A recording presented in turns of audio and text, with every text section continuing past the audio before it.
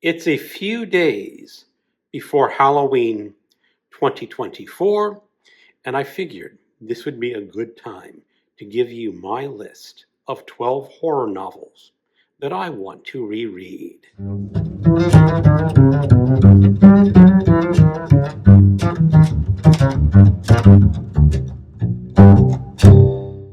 Hello, welcome to my channel, Another Bibliophile Reads.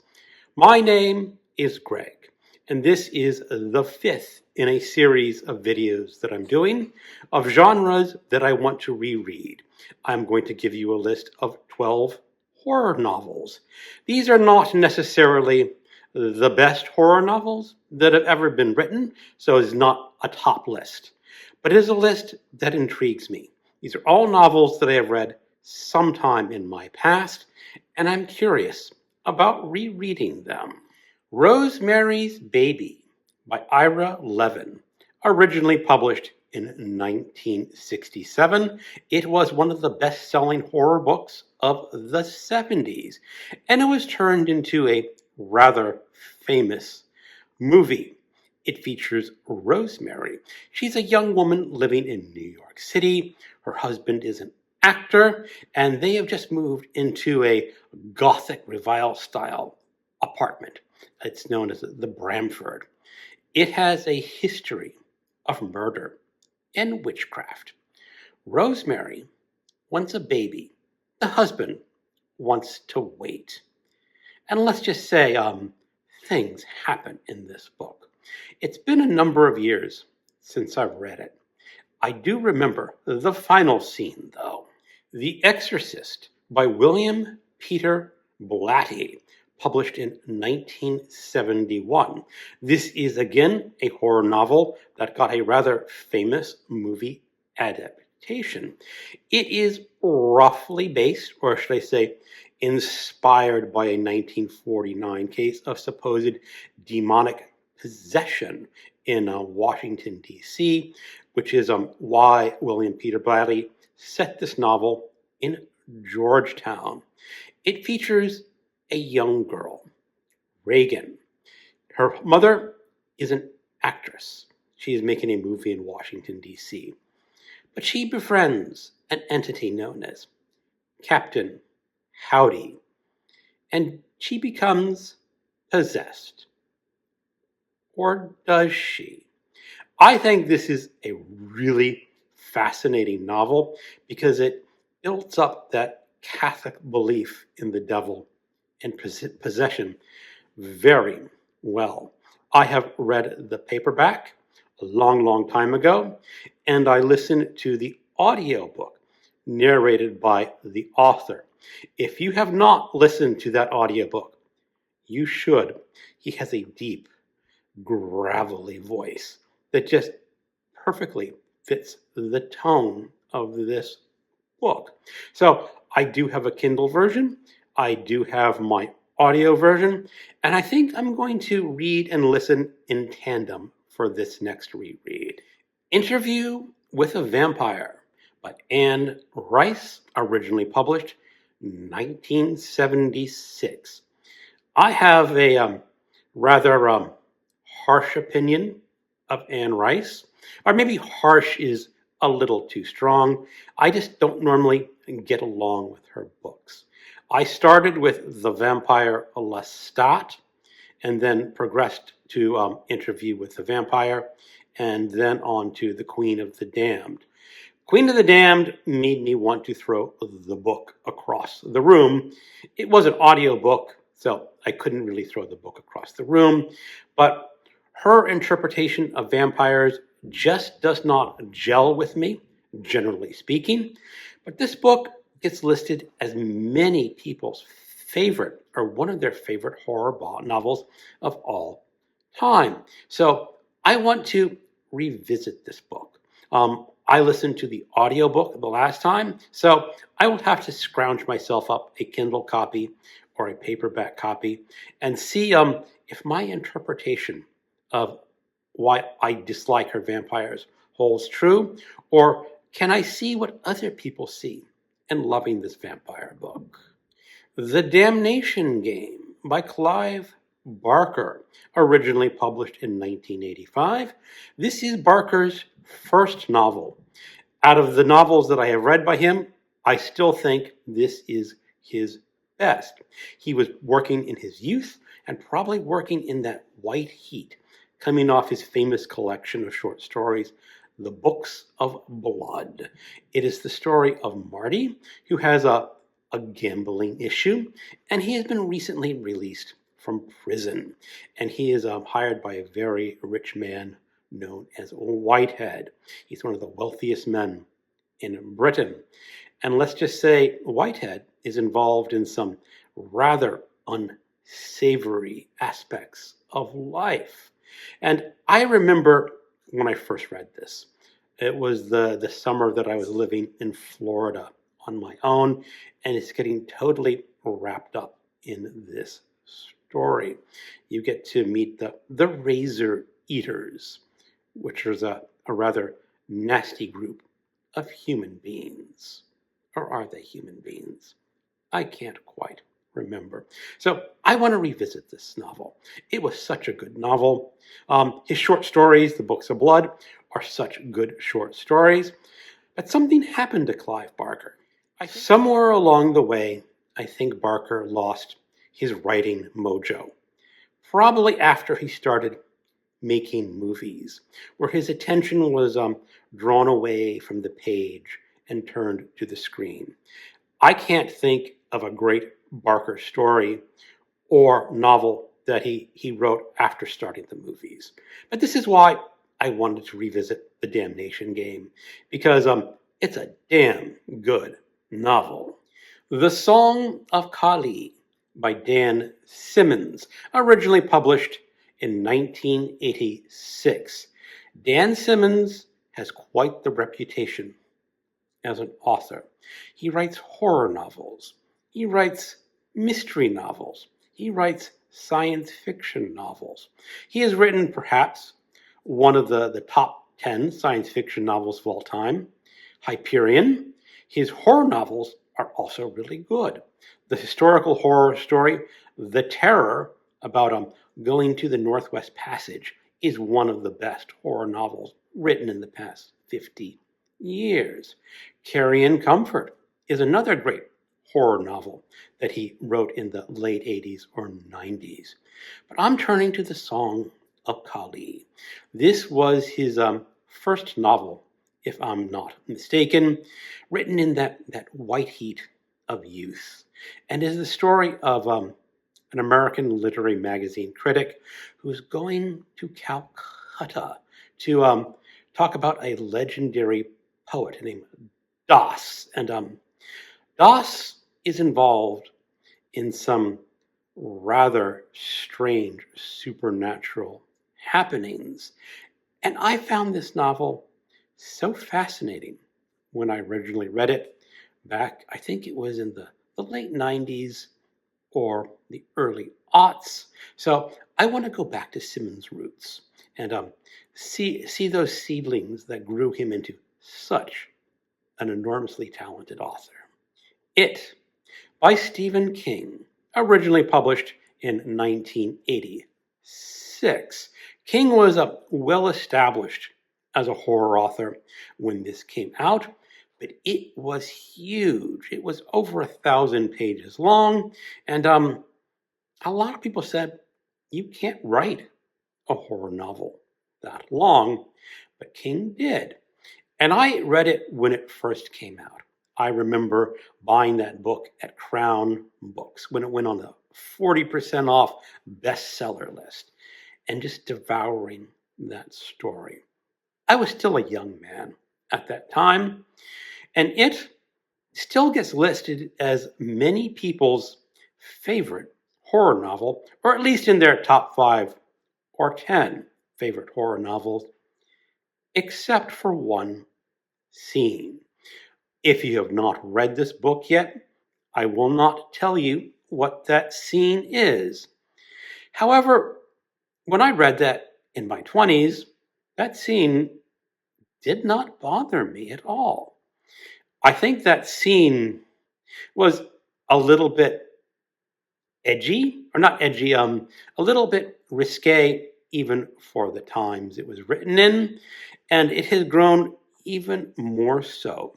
It touches on a very taboo subject, a taboo subject that is just increasing over time and is now one of the most untouchable subjects. So I want to reread this book just to experience that whole long, magnificent story that I loved back when I read it in 1986. And I want to see if my 60-year-old self will be appalled by that one scene. Because as I remember it, it fits within the story and about youth having to grow up rather early. So I want to see, do I join the crowd in saying that's a detestable scene? Or will I say that the crowd is sort of mistaken? They're taking these modern foibles and what we consider totally taboo now and just forcing that onto the story and their dislike of the story. We shall see. Swan Song by Robert R. McCammon, originally published in 1987. This was a mass market original, as I remember. And I remember picking this up again at Crown Books in the 80s. And this is the story of a nuclear war. Because nuclear war still was on everyone's mind back in the 80s. And it talks about the survivors of a nuclear war and what they have to go through. It has a rather huge cast of characters, if I am not completely mistaken, and it echoes a little bit of Stephen King's The Stand, where there are forces of good and forces of evil in a desolate landscape. This one happens to be nuclear waste, the fallout, where King was the fallouts of an epidemic. But I remember many scenes in this book. And it is listed as at least a few people's favorite horror novel. So again, I will be eager to revisit it after so many years. Saurian by William Schoell, originally published in 1988. I would be surprised if many viewers know of this author. He was a very minor horror author, but I read him back in the late 80s as a paperback. I think this is another one that I read when I was experimenting with my life in Florida. And it is the story of towns being mysteriously flattened. And the story of a huge creature coming out of the ocean. Now, I think I have grown much more skeptical in my tolerance of weird things happening in horror novels. And something really rather implausible is the basis of this story. Let's just say it involves dinosaurs and transformations. And I want to see if I still like this book.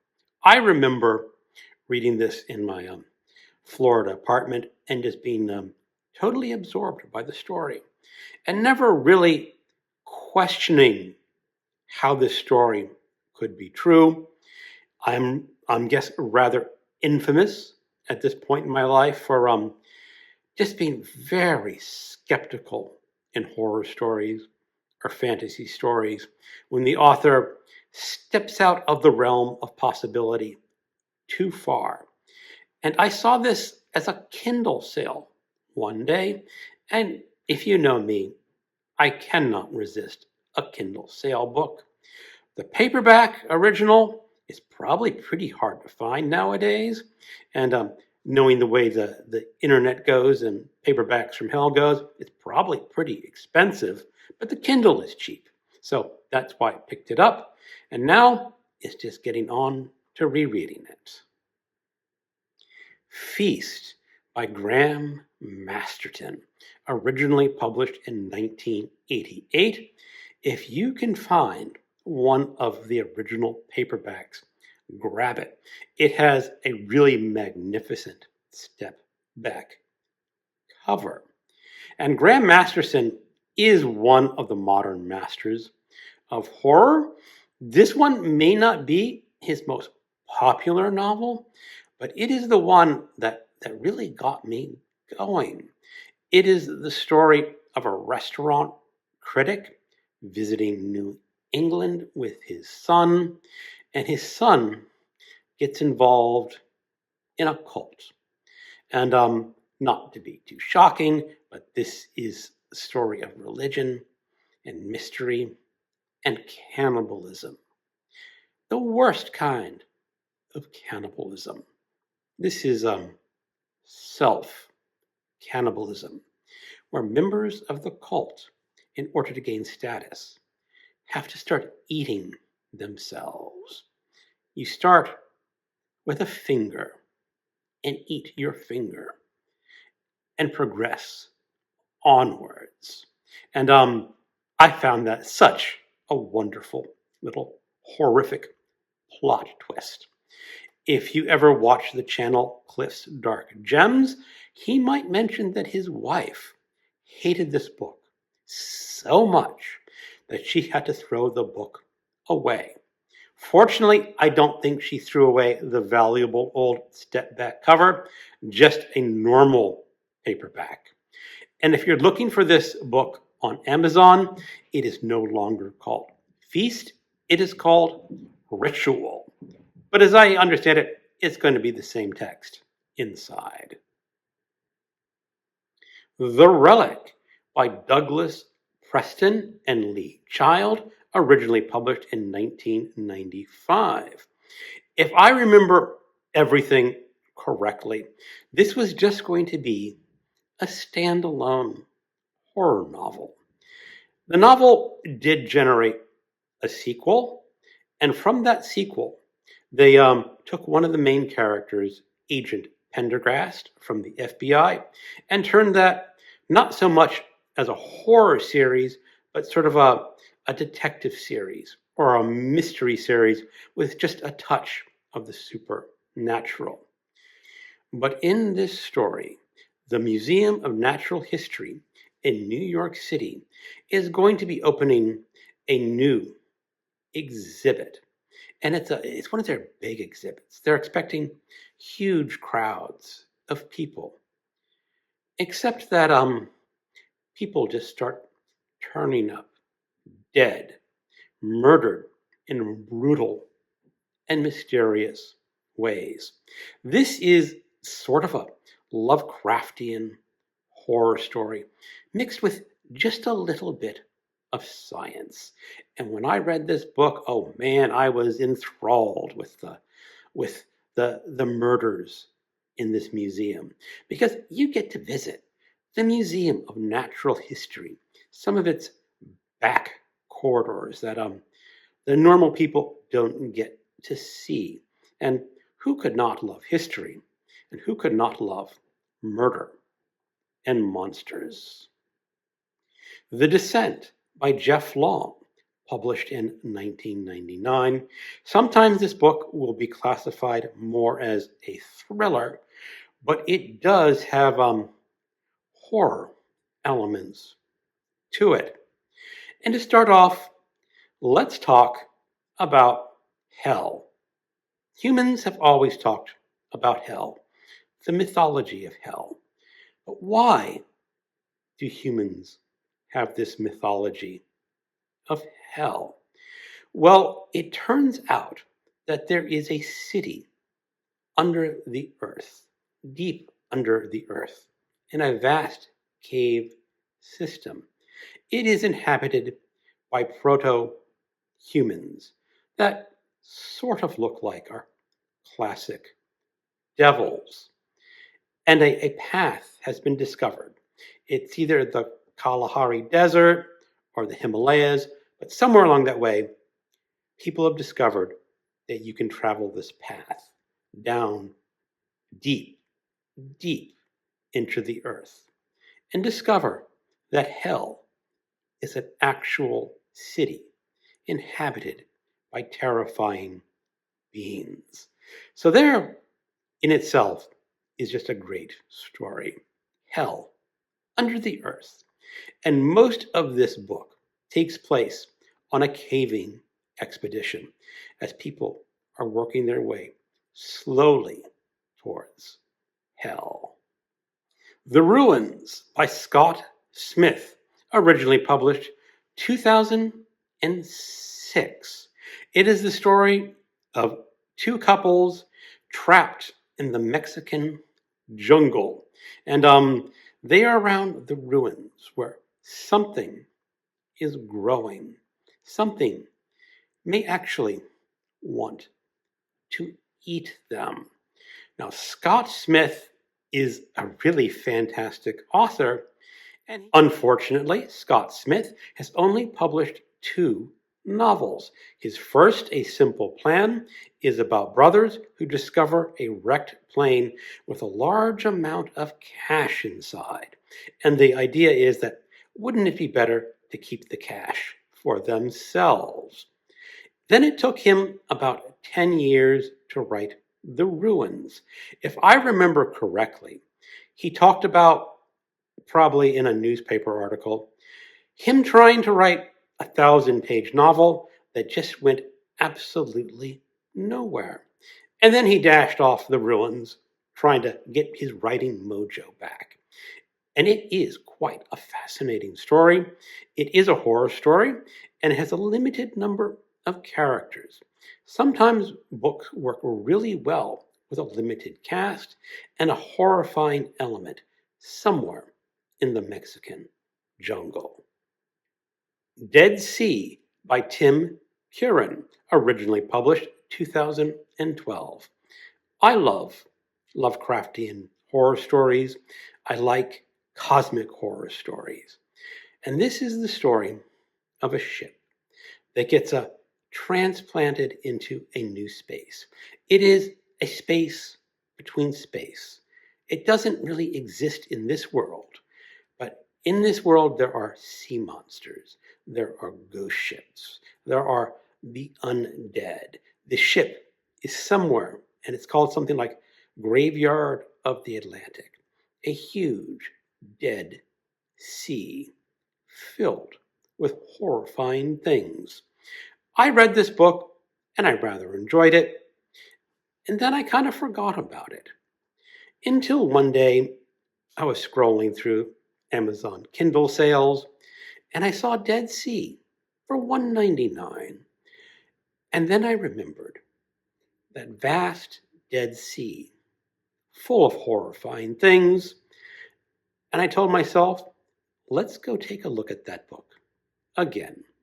Tim Curran has written quite a few horror novels, but he has not broken out into that upper echelon of horror authors that everyone talks about, which is kind of a shame because I remember Dead Sea just being a really fun horror story. Okay, those are the horror novels that I want to pick up again. Thank you for watching, and keep on reading.